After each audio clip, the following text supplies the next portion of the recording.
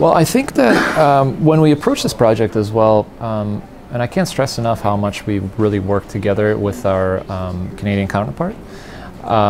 With Casey in tandem, we started realizing that, you know, it's not, you know, a U.S. port of entry, Canadian port of entry as two disparate pieces with a bridge stitching them. It really is, it really wants to be one experience from one end to another, from, you know, 75 to 401. It really wants to be one experience. And that said, you know, we also wanted to not make it be duplicate of anything, but they really have to be sort of aesthetic cousins in a way. So one place where that really comes through very strongly in this project is the inspection canopy. And inspection canopy, that canopy itself is the sort of first thing you see when you come over the bridge or when you're approaching from the Canadian side. And it, you know, the concept of the rising line and the sort of inverse that they've employed from the Canadian side to the American side, that also works actually with the direction of the sun. So it's actually informed by a functional parameter, but it really does communicate something quite poetic and nice. And I think that's kind of one of my favorite bits about this design. It was something that, you know, we worked with the team through their process, and you know, definitely wanted to make sure that they understood our commitment and our value placed on that one element. First thing that we had as an overarching kind of canon was looking at the aesthetic of a contemporary minimalism, which would entail an architecture that is purposeful and honest in its expression, and it would not be employing any sort of reverential design to either history or to things of the moment. So we're really looking for something that was timeless.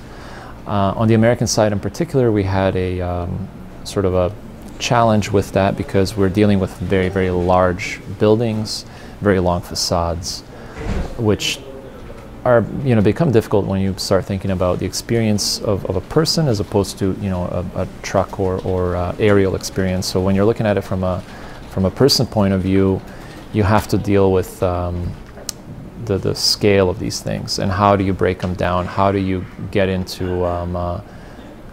sort of a grain with these facades in order to provide an experience that is tactile enough and interesting enough for you know, your daily passengers, but it's not getting into something that's far too granular to be, you know, not really feasible for something of this magnitude and size.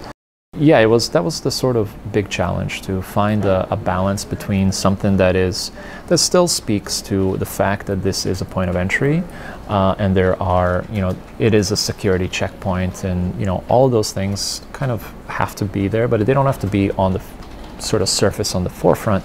What we were looking for with these buildings is a place that is more of a sort of a welcome gate to the country, and that was a really strong commitment by the design teams. So employing a lot of natural light, employing a lot of open concept offices, sort of larger or you know, more welcoming communal spaces for the employees and the like. So in a way, we're really starting to look at, with this building in particular, we're really starting to look at the whole approach holistically in terms of both from the employee and the public. Gordie Howe Bridge is going to be one of the longest cable stays in mainland America.